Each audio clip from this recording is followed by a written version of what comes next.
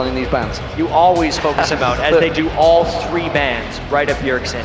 And there's an interesting thing that I found amongst these teams, is Diamond's most played jungle was actually Jarvan this split, which when you think of Diamond, you think of Lee Sin, you think of Evelyn.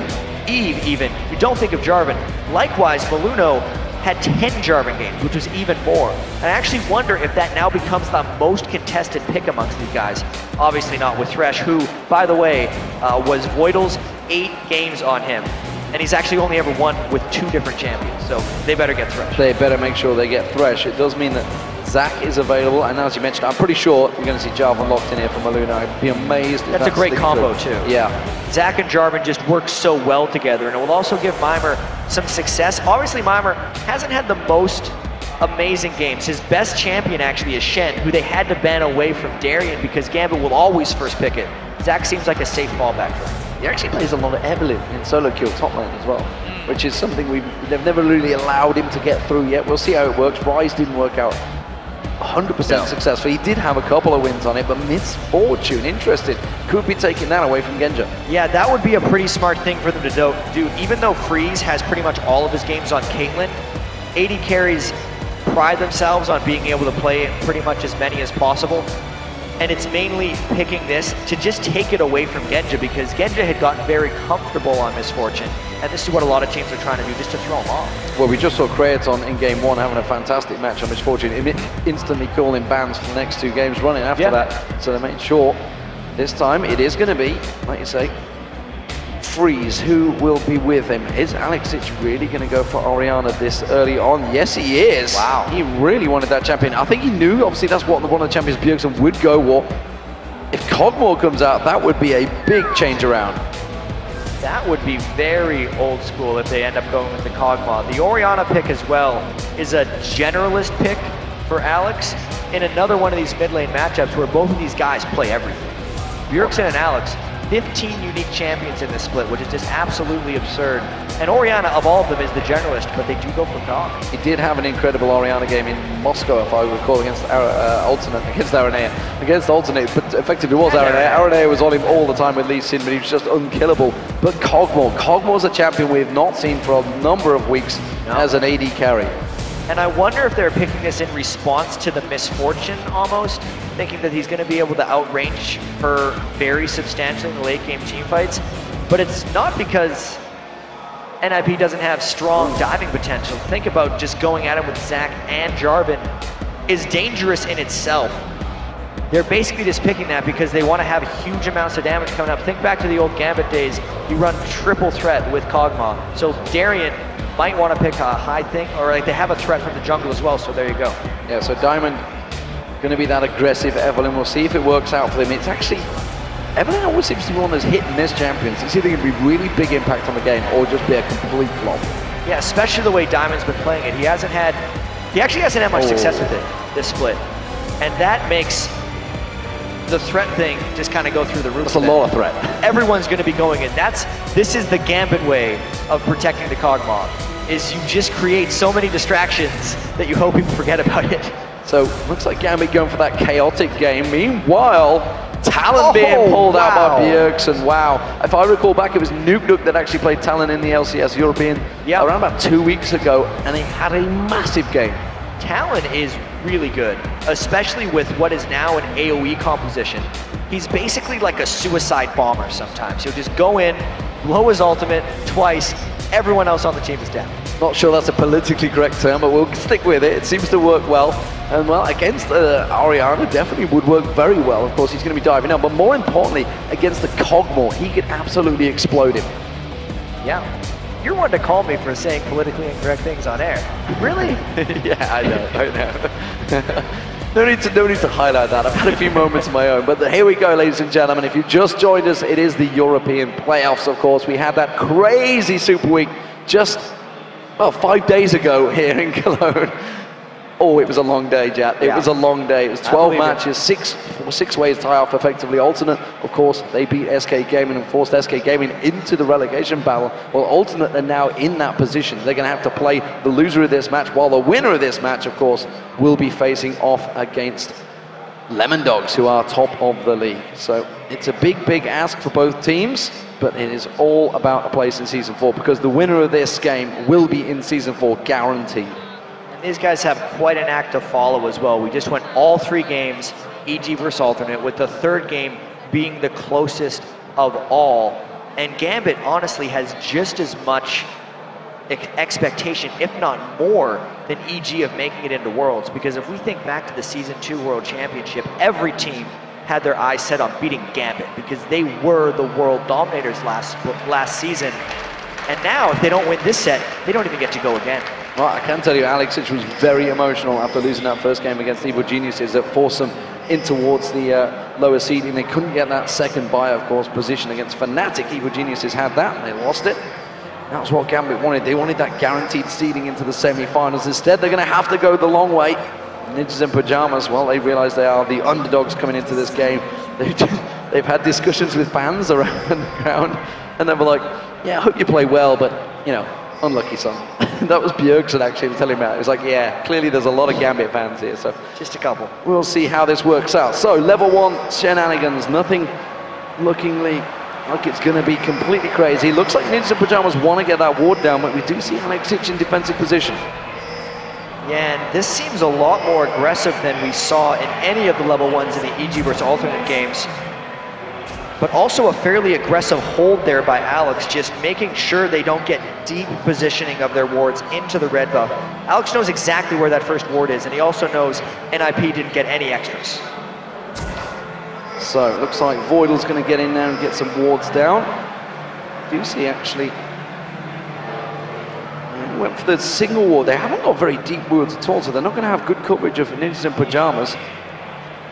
And at the moment, we do have that pause, of course, which means we're waiting for the players. It's generally the start of the games. We are looking at Diamond. Looks like Darien's the one with the pause. He's talking to the referee at the moment. You can see he's got his options open, so I guess he's thinking, I didn't get my key bindings right. Well, I hope he did, because they had plenty of time to set up, and you were actually not allowed to pause for having key bindings wrong. You have to set that on your own time. There was a slight delay during the EG game as well, but that was also able to sort out. Hopefully this is a quick one as well. Well, I like the fact that there is 4 referees stood behind them. They all got the response time is strong. They are very much aware. He looks like he's happy. The Lizard Man, Darien, by the way, if you've not seen that video from Diamond, it was from DreamHack, actually, week 1 that Gambit themselves released. It's quite funny. You gotta watch it. It's the facial expressions that gamers make. Okay. Darien, keep your eyes on that player cam. You guys here in the audience can see the player cams all the time, so you just keep an eye on his tongue. He is the Lizard Man during gaming. The focus face, I believe it is, that gamers tend to have.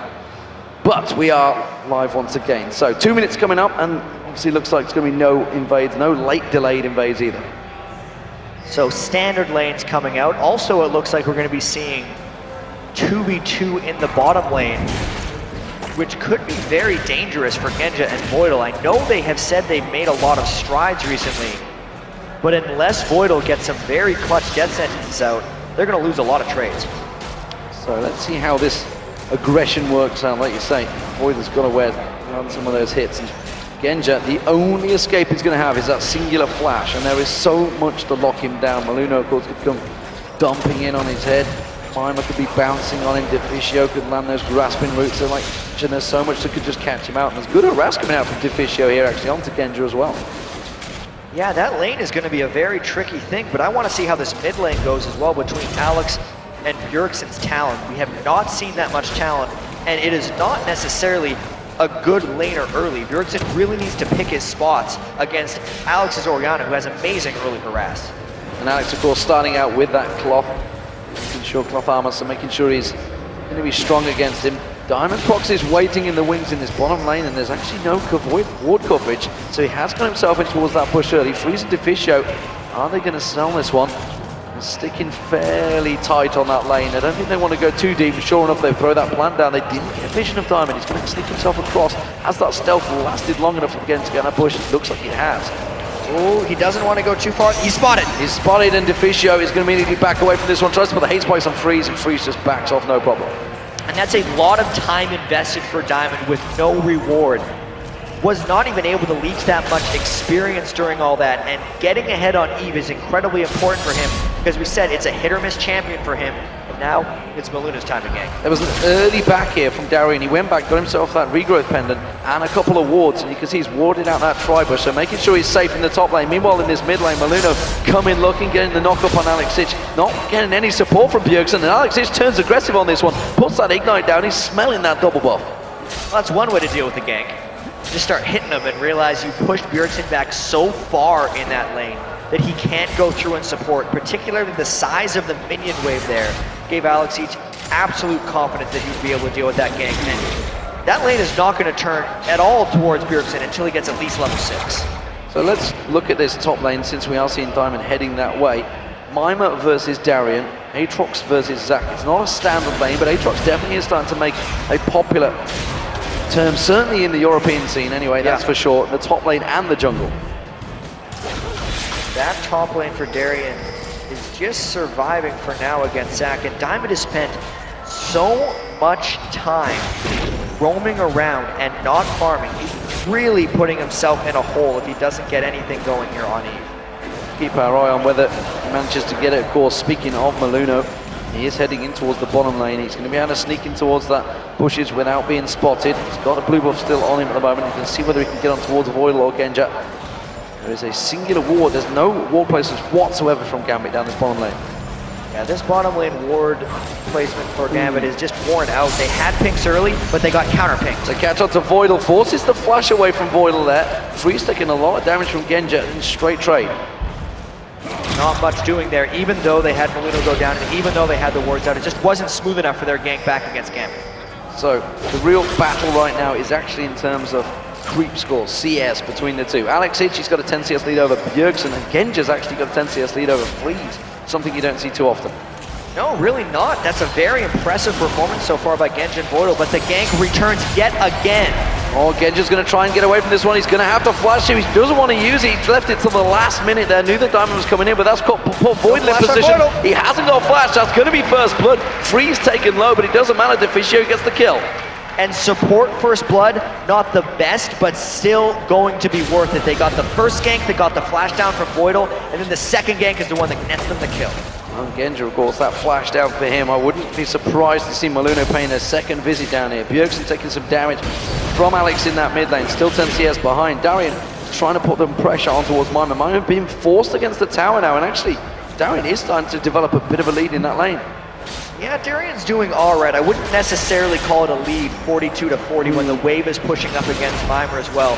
Those two Dorn shields right now, especially with how both of these guys sustain like crazy, not much I don't think is going to happen in that lane unless they go really all in against each other or they get some kind of jungle game. So Seeker's arm guard for Alex Ich, building in towards the fact that he is against the Talon, of course, in lane. Meanwhile, Bjergsen himself is about to back and buy. We'll see what he comes out with. Straight brutalizer. Yeah, he wants full damage on Talon, especially with Black Cleaver, because of the way Bjergsen can just go in on Talon, blow all of his cooldowns almost immediately. He can shred close to a whole team, which will work amazingly with Freeze if he rushes a Bloodthirster and a Last Whisper to just combo down a team inside a Cataclysm. So the triple Doran's Blade from Genja, as always. All reliable. Yeah. Goes back to Kog'Maw, always goes for triple Dorans. You know, he was already winning the lane a little bit against Freeze, and he's just trying to cement his advantage right now, getting those quick triple Dorans. But how does that stack up against the double Dorans and a Vampiric Scepter, which of course Freeze went back and got? Surely Freeze is going to be way ahead in terms of builds now. Yeah, surprisingly, at the very start of the game, Doran's Blades aren't that much worse than Lifesteal, because Doran's Blades give him the life on hit, and Lifesteal's based off your full. Shockwave on Bjergsen. He's going to go stealth without ultimate. Is it going to be enough to help him get away? Yes, it will be. Alex Ich himself without blue buff going aggressive. Bjergsen is going to get the blue buff from Malunoo, but he is low. He's lucky that Diamond isn't around there.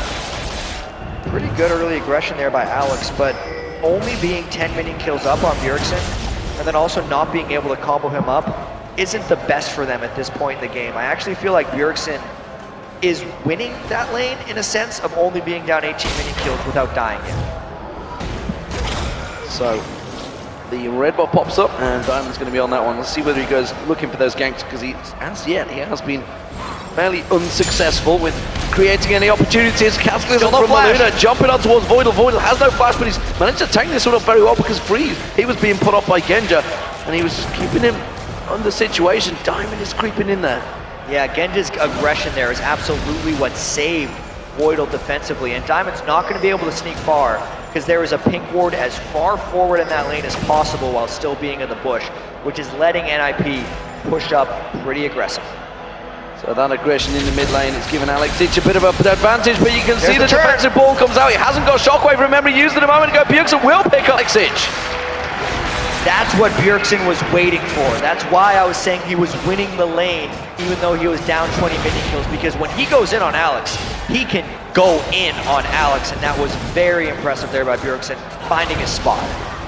The lack of Shockwave may have given him that time. He knew he had that limited window while the cooldown was down, and he'd already blown it on him. And that may well push him ahead in that lead. He's going to go back himself, pick up probably... No, he's still going to both up with boots, going straight pickaxe and a pink ward. Got to defend against Diamond. So if he's going for the pickaxe, that almost tells me he's going to try to rush a last whisper as quickly as possible, and he doesn't care about, right now, the Black Cleaver shred for the overall team. Definitely going for individual domination now, maybe team help later. Darien out heavily up lane there, and he's going to get caught out. Double knock up Darkflight. Oh, Darkflight gets interrupted nicely by Let's Bounce. That's surely Darien going to go down. Who will pick up the kill? It is going to be the Bloodwell being used. Will they give it across to Mimer, or will Malunoo decide to take this one? It is going to be Malunoo that secures it. I don't think they really cared who was going to pick that up in the end, but they needed to secure it. Yeah, as long as Darien didn't get away, and that kill was completely secured by Mimer's timing on Let's Bounce to stop the escape from Darien. And we knew that lane was going to be pretty farm heavy. Let's take one more look at this gang. Darien just trying to jump. You're not going anywhere, buddy. Yeah, Dark Path completely interrupted there by Let's Bounce. I'm not sure whether he actually timed it for that, whether he just happened to do Let's Bounce. Give him the benefit of the doubt. It's always nice to give the player credit for things like that. As Diamond looks to go in behind this turret, he's got to do this quickly because Malunoo has this right ready to come in for a counter gang. They could just collide. NIP actually already pinged it, so I think they realized that he was around there. We do see the hook on towards Freezer, and again, successfully defended. I think Ninja Pyjamas simply ready for that one. Diamond really hasn't been able to get involved in this game. He spent so long at level 3, running bottom, mid, and top without farming for multiple minutes, and didn't get anything out of it. Now he's trying to farm a little bit of it back, but he's definitely not on the pace of a carry jungle Eve that he wants to be. Mimer putting pressure and continuing to keep it on Darien, trying to get that Sunfire Cape built up quickly. Darien going for a different build here. Normally, he does rush that Bloodthirster, but it doesn't seem he's going to go that way this time. He goes for that pickaxe on the way back. Might be going for... I'm not sure entirely what he's going for. Tiamat, maybe? Or Ravenous Hydra. They're going to dive on Diamond. Look at the pressure coming out there. Shockwave used, though, pulls in Malunoo. They're going to turn this one back around. The Ignite's on him. It will be Alex Easter picks up the kill. Bjergsen with his combo use has to back off. That was quite a turnaround there by Alex Siege, since they didn't even have the Eve ultimate from earlier. Able to come out of that on 1 for 0 is actually an incredible thing to try to keep them in this game, because they were falling a bit behind on kills. We see the hook, the flay, the box goes down. Stranglethorns will come out, and you see Bullet Time keeping him at bay. Genja taking the full wave of Bullet Time there from Freeze. So that hook almost was the doom of Voidle. Genja had to just maneuver as both the giant AoEs came down from NIP's bot lane.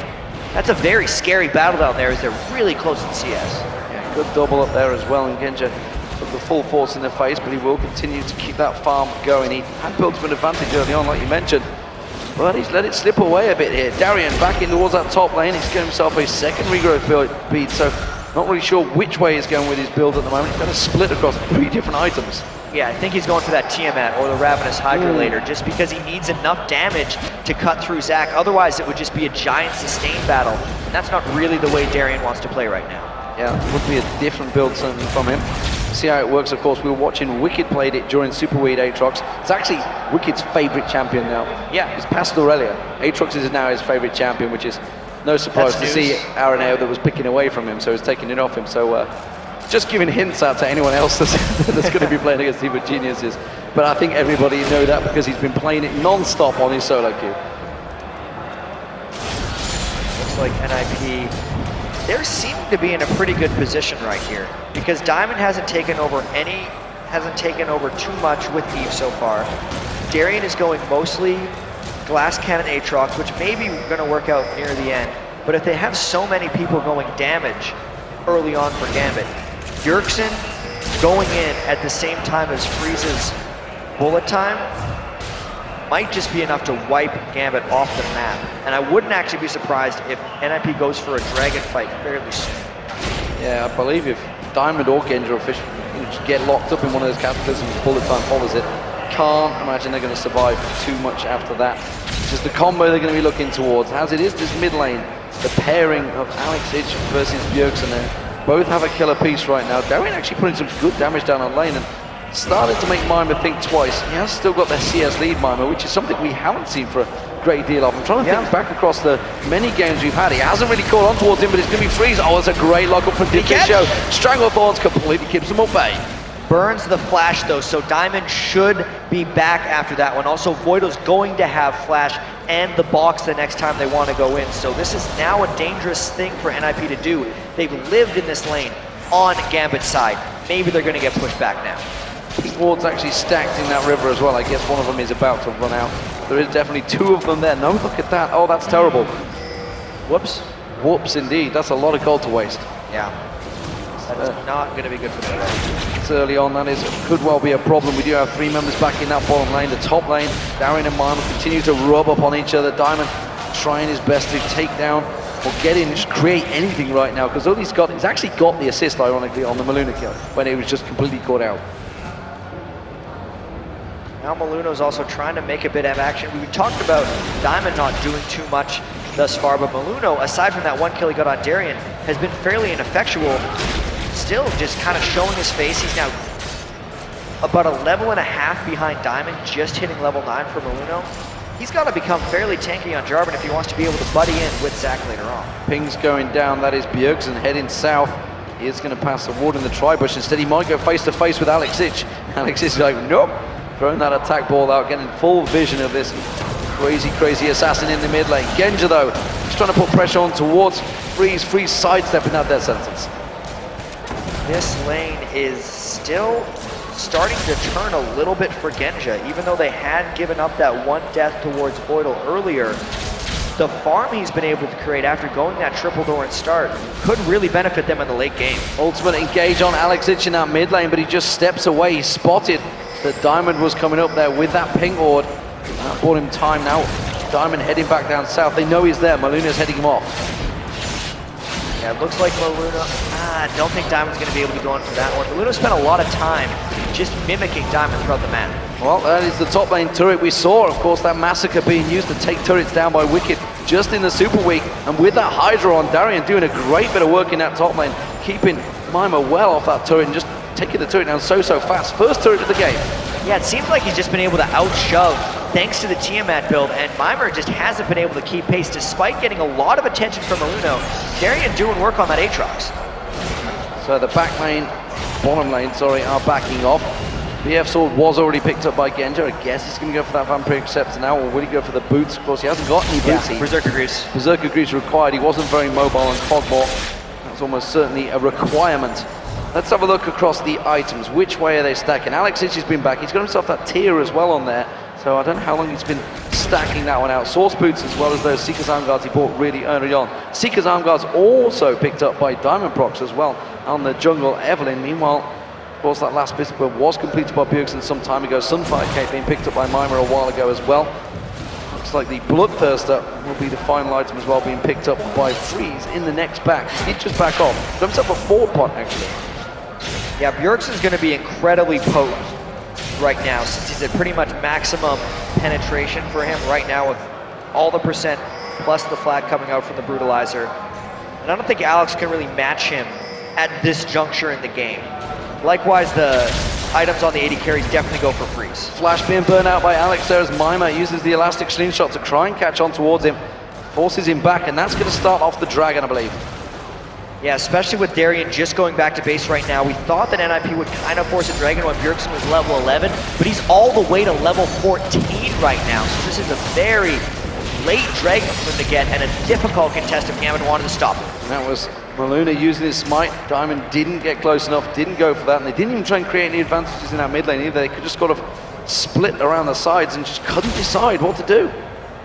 Gold also just evening out because of that one. I mean, obviously Gambit just didn't have the opportunity to go in for that Dragon at that moment because obviously Darien was back beforehand, couldn't get 5 people there to fight. 201 CS being picked up by Alex now, 18 minutes 46 into this game, and putting pressure, continuing to keep that farm on Bjergsen. Bjergsen doing a pretty damn good job of keeping up with him though, 172 on Talon. Talon, the champion we've seen once in the European LCS, and I don't think we saw it at all in North America. No, he was not played this split in North America whatsoever.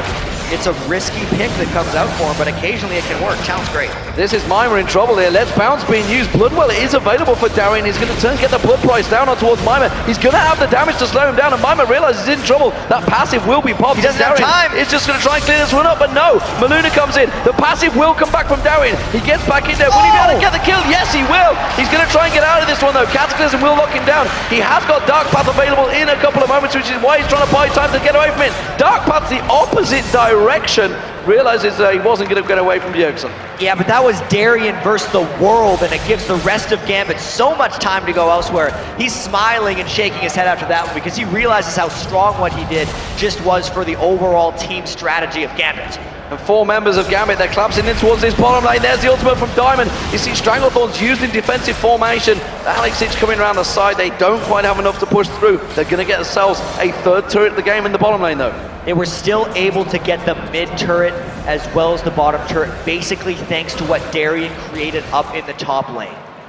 So big plays coming out, and Gambit turning the game on its head just like that. 2,000 gold ahead. They are putting pressure on towards the first inner turret of the game. Gambit not hanging around here. Once they start getting that advantage, they do tend to punish. The blue buff is it going to be up? Are they going to go towards it? I don't think it's available. They are just going to back off. Yeah, but a job well done when they decided to back off there as well. Darien's still actually just going into Tabby and help. He doesn't care about the magic damage Mimer is throwing back at him. He just has so much confidence in that 1v1 matchup, and he's instead itemizing for the rest of the team because he knows he's going to have to be in the fray for those team fights against Bjergsen and Freeze, who have almost completed their big combo there. Black Cleaver finished for Bjergsen, which means the bullet time from Freeze is going to hurt an extra bit. He's definitely going to put some damage down, and Darien without passive this time. Bjergsen go and pick at him. Darien tries to use that Dark Flight, but Bjergsen is going to have his gap closer back available in a moment. No, good slow, and Darien flashes away. Pretty much the only way he could have guaranteed escape against Bjergsen there is by using the slow right before the flash. Still a good force there by Bjergsen, and this is Bjergsen trying to carry a little bit. All the roaming he's doing is because he's trying to help out the rest of the team, but that's leaving Alex free to farm in that mid lane. 246 CS on Orianna, only 21 minutes in. Top turret goes down. First one of the game for Ninjas in Pyjamas there. First time that Bjergsen, who I believe will be split pushing pretty much for the rest of this game, is going to cause problems because who is going to be able to deal with him to go and just go 1v1 him? They're hoping that it's Darien. Darien just needs to get a few more items. You can see how he just built that cloth armor right afterwards, after he nearly got jeweled down by Bjergsen. And Darien also didn't have, I believe he didn't have his ultimate that last time they thought about it. This could be round 2. Let's see how he deals. Face check straight away from Darien. This time he does walk away from that one. Bjergsen choose not to finish that. I don't know if he actually could have. He used his entire burst, and Darien has amazing turnaround potential with Aatrox. I think he recognized that he didn't quite burst him out. That wasn't a fight he was necessarily winning straight away. Just recognizing the position, Freeze is going to get himself a big chunk of farm in this bottom lane, while the rest of Gambit are sticking around their mid lane. Mimer and the rest of NIP starting to try and create a focus on this mid turret, but Voidle's in there doing a defense. Genja himself is off farming, as he always is. And he is just taking down the bottom golems. He's shoved his bottom lane up enough that Deficio will have to help Freeze out on that bottom lane once again. Top lane now, look, it's Alex Eats, the farming master. He's heading towards 300 CS very quickly. He's absolutely just going to as many free lanes as possible and farming up a storm. Meanwhile, the rest of his team is honestly in farm mode. Everyone on their team is out farming right now. Even though Genja had about 2,400 gold there, he didn't go for Infinity Edge. He actually went for Blade of the Ruin King instead, so that BF sword was really just for the early attack damage, it seems, on Kog'Maw. Now he's played the Ruined King and looking very strong this point in the game on Kog'Maw. Boots of Swiftness being picked up by Bjergsen as well. So he's going to be steaming around the map very quickly. +3 boots. What are Gambit doing? They are gathering. They put that ping wall down in the middle. Dragon is up in 43 seconds. They may well go for the blue invade. And this could be the fight that decides a lot. It's been a very close game if they decide to go for it. If they don't go for the blue, at the very least they're going to go for the dragon soon after. Didn't get the steal. Bjergsen managed to pick up that blue buff. Alex is just trying to create a situation. Top lane has been shoved in. Now Darien in towards this mid lane, who himself has actually got some pretty good farm on the go as well. So a number of champions, number of players, all hitting 200+ CS.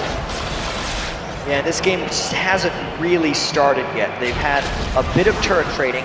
Gambit took down the outer shell, but then they haven't been able to find ways to actually get within NIP. They're still scared a little bit, I think, of Bjergsen and Freeze. That combo is amazingly potent if they catch Gambit in the right spot, and they have the potential to, just because Malunoo can put down Cataclysm very timely in any type of dragon fight. This is a dangerous place for Gambit to be. Mimer ready to go, does cancel out the elastic slingshot, puts that ping ward down. Darien going in there, has that pull delivery system. If he uses that dark flight and dives on in, of course we got to realize how potent that shockwave could be on Ninjas in Pyjamas if it's used in the right position, which is why they have to be very careful at this entrance to the dragon.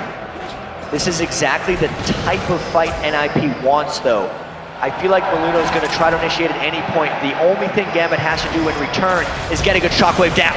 There's the elastic slingshot. Let's bounce being used. It splits Gambit across there. Stranglethorn does manage to find his target, but it's a great shockwave. Deficio will go down. Bjergsen taking very low at the back. He gets dropped. Sonya's Argos from Alex has been burnt out. Malunoo taken low. Mimer getting in there. He gets dropped. Freeze tries to get in, tries to turn the damage down, but he gets dropped as well because Darien is very strong, and the passive goes down. It's a 4 for 2 to Gambit Gaming. And Gambit spread out so well as that fight was just beginning. All the AoE from NIP could not be used in synergy, and now Gambit's going to pick up a dragon afterwards. Check this out.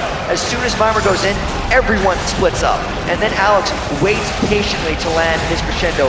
Darien jumped right on Freeze, stopped the bullet time from comboing over all of them. Everything in that fight actually went in Gambit's way, and that's why they came out ahead, despite NIP being the ones who wanted the fight. And the irony is that Voidle was one that landed that death sentence, went straight in there, put the box on, he kept Freeze way out the back, which is kind of where he wanted to be, but then he realized, hang on a minute, the rest of my team are dead, and now I've got to go in on my own. So bullet time not quite as successful as it needed to be. Great engage and disengage effectively from Gambit. So 6-6 in kills.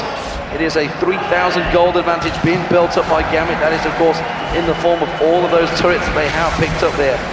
Genja returns to that lane. As you mentioned earlier, went for that blade of the Ruined King. He's going to be sitting on pretty much a stack of gold here because I don't believe he's been back after that fight right now. Yeah, 1,500 gold on him, so he's going to go back and buy himself probably a Bloodthirster.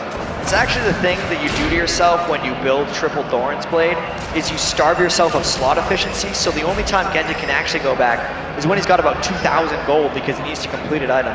I'd expect him to actually go Infinity Edge right after that one because that's the general path these guys do when they do Blade of the Ruined King on things like Kog'Maw, and he's just kind of powering up.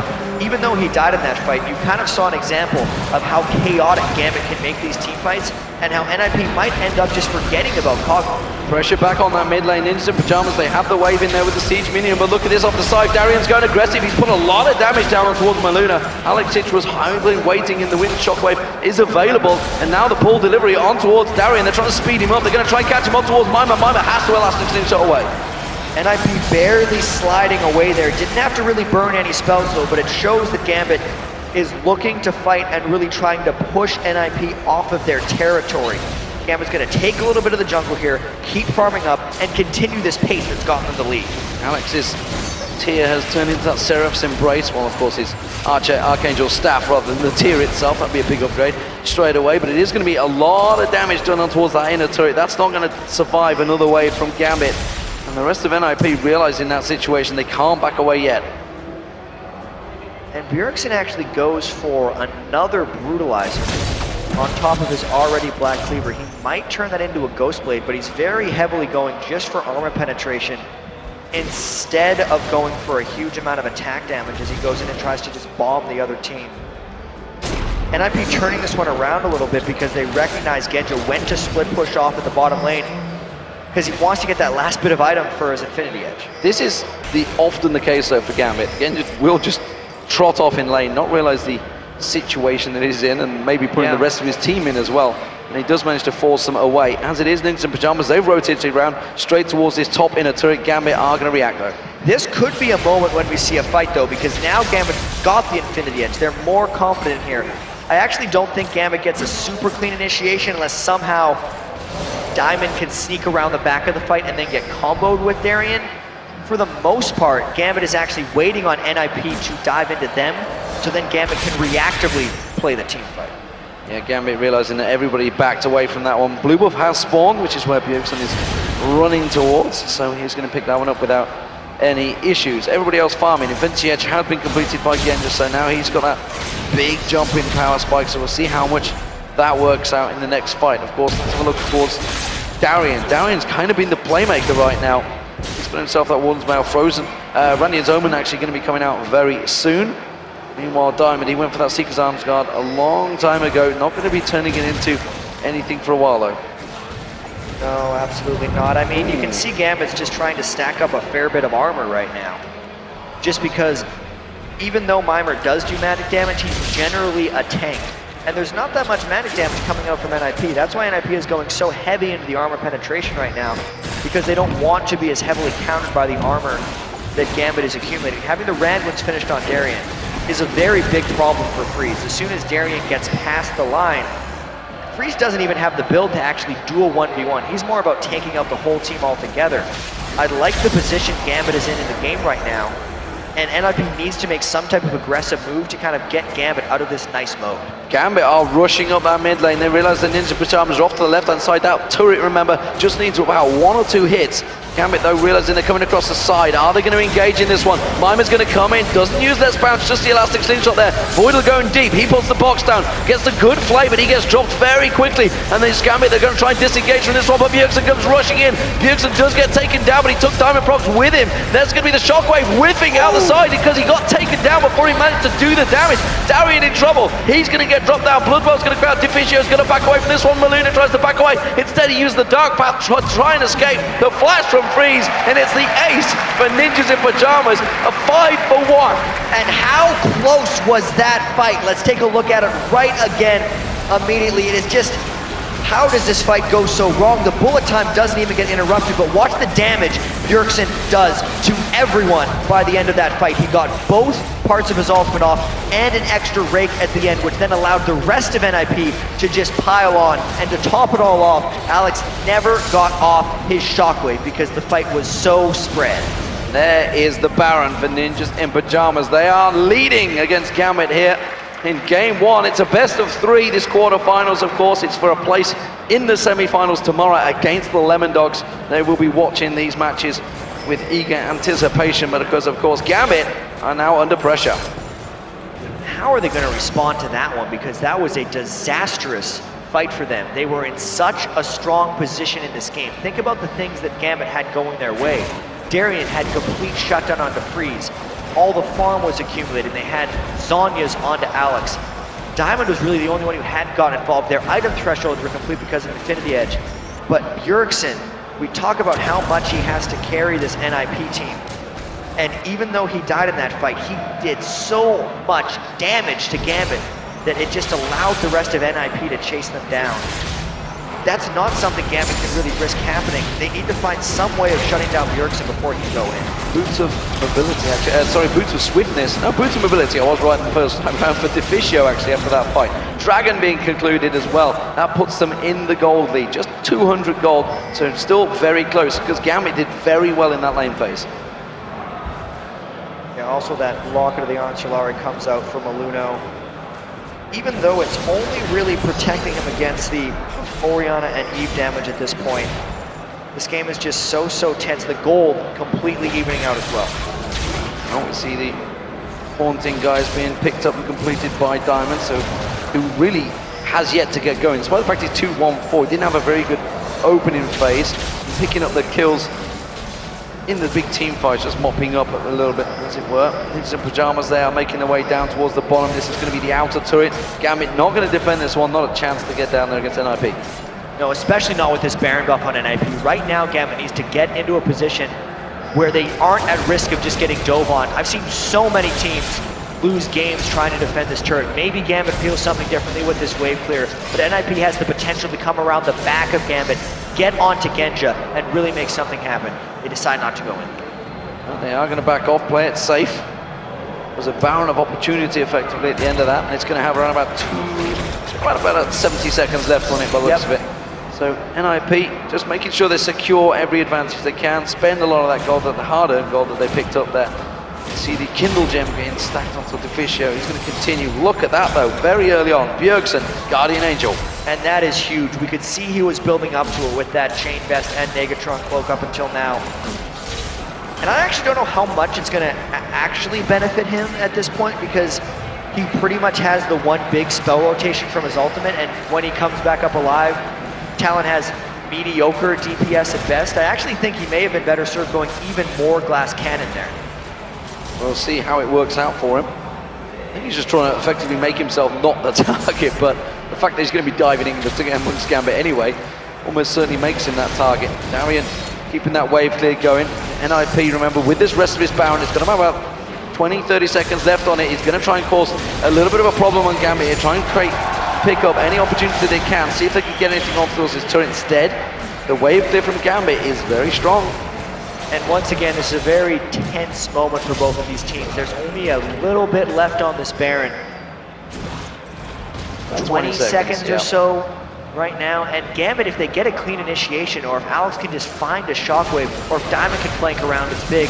Mimer has this last elastic slingshot, decides not to go in, and that means their Baron's going to expire. Yeah, that's going to have about 10-12 second cooldown on that one, because he cancelled it out. It means it's going to not be up in time before that Baron wears off. NIP will think twice. We already see Bjergsen, he's headed off. He's taking away the blue buff from Alex Ich. Bjergsen's really starting to take control of this matchup. Despite the amazing farm of Alex Ich, it hasn't really came into any benefit in team fights. He's thinking about coming in to attack, but he's just baiting him out. Darien getting a lot of damage actually on that turret. Bjergsen's going to be on his own. He's taking that turret down. Diamond's the only one there. He's going to try and get some damage back on towards him. His H-Box not doing a great deal to him just yet. No, hasn't been able to push too much in that side lane. He's trying to turn himself into a bit of a split pusher, only so then Bjergsen can later collapse into team fights to make things happen. The bottom lane has pushed itself up, which means NIP going to steal away that red buff. Freeze will probably head down there, clear that off. Ninja Pyjamas will back out. So how do we gauge it, Jack? We are looking at these two teams. It's 1,000 gold between them. The two team fights we've had have gone either way so far. Who has the big advantage? That's way too close to call right now. If I knew who had the big advantage, then we wouldn't have to play the games. In terms of teams right now, who has the advantage? Let's narrow it down. I mean, what have we been talking about for the past 36 minutes right here? So Bjergsen wants to go in and just do as much damage as possible. Yes, he has the Guardian Angel completed at this point, but at the same time, Gambit is turtling very hard right now because they want more time for Genja. Alex is approaching 6 items despite not being in any teamfight kills, and they need to isolate enough so Darien can go and shut down Freeze himself. It's really just this stall back and forth before they really decide who's going to win the game at this point. It needs to be resolved with big team fights. Darien's becoming a walking tank right now. He's got that chain vest on him, he's on with that Ninja Tabby, and of course the Randy and Zomi he picked up himself earlier on. What else is he going to go with that one? Is that going to be a Sunfire Cape that's going to follow, or...? For Darien? Yeah. Do not know. He has 2 items. Don't necessarily help each other. Yeah. He's got to pick one, and then he'll go for it. He could really go any number of options. Thornmail would actually be decent for him because he has so much lifesteal, because he's running pretty much right at Freeze. But he does have a lot of options. Well, look at Ninjas in Pyjamas, they're waiting just off the side. Deficio wants to get his grasping roots on towards Darien. They're trying to keep him at bay. Slow comes out from Mimer.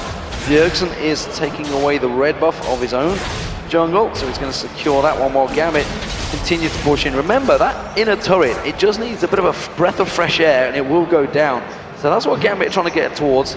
get themselves just a little bit of bonus gold, and he would turn it around, but they've got to be careful they don't go too deep, because that's the last exchange shot. Bullet time comes out. Diamond gets completely locked up. Hasn't gone down yet, though. The hate spike shield is working out, but Genja, they just gets melted down there. They can see this shockwave pulls off. Bjergsen, Guardian Angels has been popped, but Alex is not going to be able to turn this one around. Darien and Voidle, the only two to survive and back off in this one. It was a 3-for-0 from NIP. And the timing could not be more perfect for NIP if they wanted to go Baron, but because it's a 5-for-3, they can just continue to push in this mid lane. The start of that fight was so clean for NIP that the rest of it was just following up.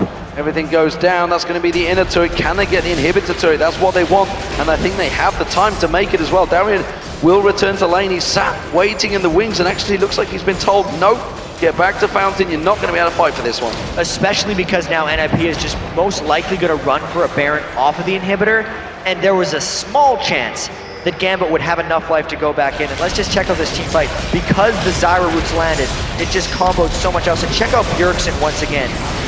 Closes the gap onto Genja and pretty much just takes him out. At the same time, because there was so much gap closed by NIP, Alex couldn't escape the fight, and he got trapped there as well. It was just an onslaught of attacks from NIP. The Gambit had no answer to repel. Now that they have that Baron, it's going to give them a huge advantage. Ironically, the passive of Mimer got popped, the Guardian Angel of the Bjergsen got popped.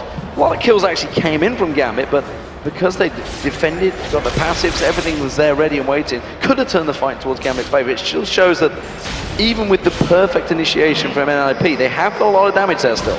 Yeah, NIP had such a good initiation there, would kind of make up for anything else that happened in that fight. Gambit's in a struggle at this point, I feel like. They've given up 2 Barons in a row. Their inhibitor is completely down.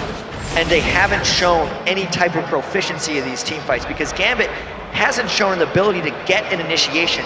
And because of the incredibly strong initiation of NIP, it's just working out for NIP's big lead. Gambit trying to wait and maybe try and create a gank. They may get it because Malunoo and Deficio are both going to face check. No, they're not. They're ready and waiting for it instead. Mimer's going to get caught out. A lot of damage on Mimer. He has to get away. Stranglethorns comes out. Look at Darien. He's going deep on towards Deficio. He will have the damage to finish off this kill. Malunoo's going to have to come in. Cataclysm to try and defend it. And he does hold out. Nicely done there. Slides away. And nothing picked up for Gambit.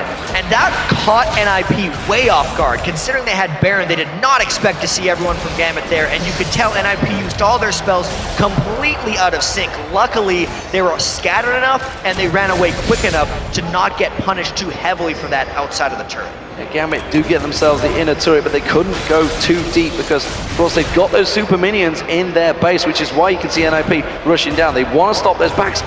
Nobody checked the tri-bush. No, everyone in Gambit is picking their own route back, and it actually means Diamond gets back just in time. It's a good thing, too, because those super minions can do a lot of work if left unattended. NIP continues to push down bottom. So it was a Guardian Angels for Darien. I mean, why did we doubt that? This is Gambit, ex-Moscow 5, the Guardian Angel team. And, well, Darien is now very tanky, and with that Guardian Angels will arise twice with the Blood Belt. That's a nice thing for them, but considering the rest of their team can get burned out immediately, it might not be the most timely purchase. NIP, with the Baron buff now, has almost their ultimates up again. May look to go for something big fairly shortly, or they can safely just go around the horn, take the other outer turret down in the top lane, and go out about it that way. Bjergsen not with the team, he's being kept off to the side there, so which is why Gambit were looking to try and do some damage, but instead NIP are as one. They will keep the pressure, the siege pressure on this bottom lane. Here comes the siege minion. Will they try and get in towards the tower? Will Mimer launch himself in there? Doesn't look like it. The wave clear is still strong from Gambit. They seem a little unsure on this one. They want to try and get the super minions in this mid lane to try and create a situation, but Darien's doing a good job at keeping that wave clear. Yeah, this is a very tense moment because NIP is essentially trying to flank around the side of Gambit and stop them from being able to defend this turret from the other 4 members of NIP. And based on the threat that Bjergsen has created the whole game, it might just work. Yeah, Genja's had to go back and deal with those super minions, which is why you see NIP coming around the side there. Look at Bjergsen dying to get in and to create some situation. grasping roots do catch on towards Darien, but again, they force them away. Ninjas in Pyjamas, they're on up against the clock here. There is around about 40 seconds, 30 seconds left on that Baron buff. They're trying to get in there and cause a problem. But Bjergsen might just be going even more so. Screw the flank anymore. If he can actually go for the Nexus turrets, that might be enough to suck Gambit back. This is the last wave that NIP is going to have with Baron. They're going to try to make something happen, I think. And make no mistake, if he could get on Genja, he would kill him. There's no doubt about that one. But instead, Gambit have played this game many times, this tactical game of chess, defending the Nexus turrets, the inhibitor turrets, and keeping NIP at bay. That Baron about to wear out. Let's see if Gambit try and create something after.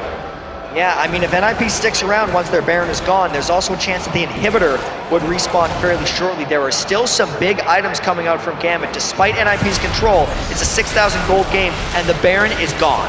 Seems a little crazy, but Bjergsen is going to go in. He goes on towards Voidle. Let's Bounce comes across. Bullet time timed nicely there, but Bjergsen very low. It's Darien doing the damage. He's already popped his Guardian Angels, and Malunoo's going to flash away from this one. Tower damage is back on towards him. Bjergsen doing work though in the back there. He will get taken down. Darien is absolutely melting the team. Genja as well at the back. He takes down Mimer. Darien is going to have the Bloodwell passive pop there, but you can see Diamond, he got around. He managed to get Deficio. It's a 3 for 2 so far. Make that a 3 for 4. In fact, no.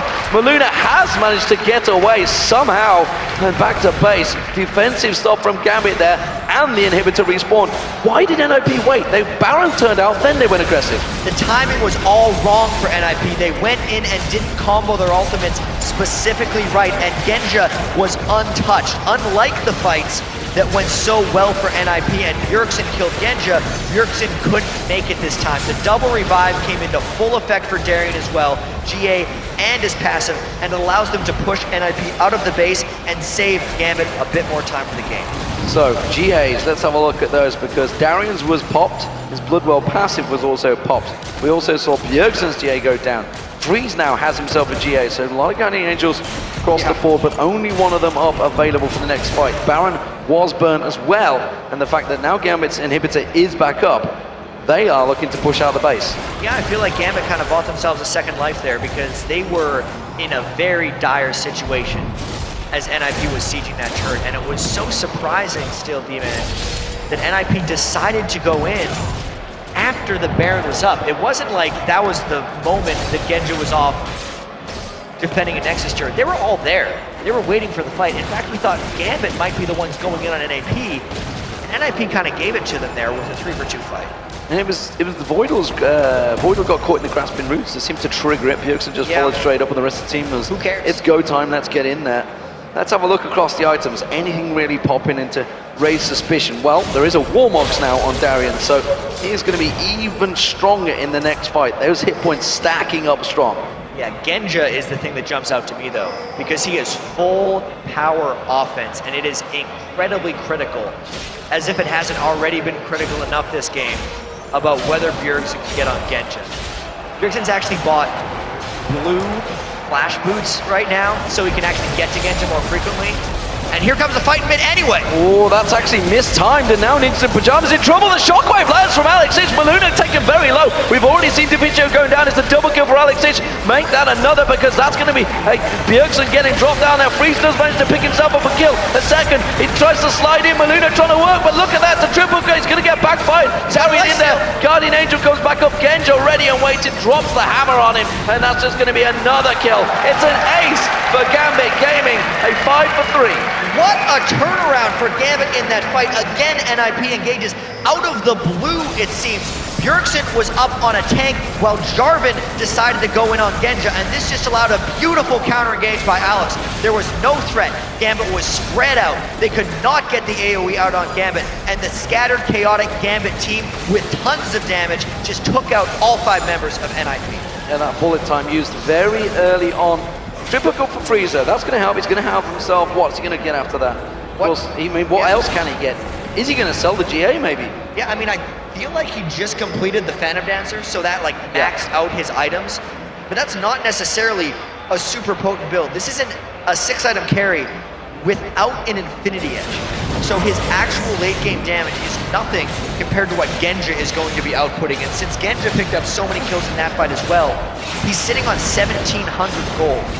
it's actually not the best time for him to farm up a little bit more, but if Genja could get that Guardian Angel and actually stop the ability of Bjergsen to close on him, or even the potential, it's not like Bjergsen's been doing it to him lately, but if Genja can stop the potential of that happening, it could be enough for Gambit to win this game, which is a ridiculous thought about 10 or 15 minutes ago when NIP was in complete control.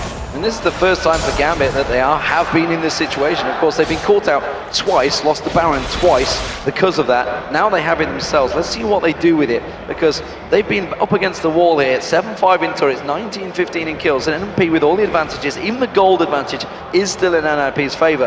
And NIP actually are the ones that are pushing down. They want to clear out those wards, get in there, which is, why would you do this against the powered up team? Confidence. I mean, they've gotten here before. They know there's an inhibitor that if Gambit leaves completely undefended, NIP would be able to take it and then kind of delay this Baron. When a team has Baron and they're down an inhibitor, they can't necessarily do anything with it. So NIP positioning themselves in this spot at least leaves that threat open. On top of that, Gambit doesn't have the strongest ability to actually initiate onto NIP, so I feel like they're just posturing with that. Darien going for the Iron Locket as his final item. He really wants to be that brick wall of a tank. NIP though, they want to get towards this inhibitor. This is very, very tricky play. I mean, bearing in mind, I think it's only 2 members of Gambit with that Baron, but it is Darien and Genja. Yeah, and this game is just getting so late that it's becoming scarier and scarier.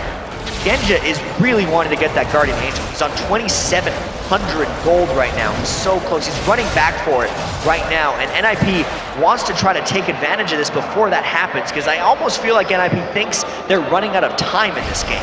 He's got it. He's gone back. The Doran's Blade was sold. He's going to be running back to lane. And you've got to be careful here, because Gambit, as soon as he returns, may actually try and engage on towards Ninjas in Pyjamas. We do see Alex Sitch now attack dissonance on towards Mimer. Mimer taking, look at 1,000 hit points off in there. Deficio off the side. He's dodging out, of course, from the ultimates from Genja. He's trying to knock him down. Bjergsen seems to be the one that's looking to aggress, though. And it needs to be, because the fights that haven't went well are the ones where Bjergsen doesn't start it. NIP needs Gambit to be low for these fights, to almost give them the edge to power through with the rest of their team. But it almost seems like since we're 50 minutes in, it might be past their time. When they're pushed in this far, one fight could end it for NIP. Yeah, that's going to cause the attack now, because Bjergsen got caught out, got a lot of poke down on towards him.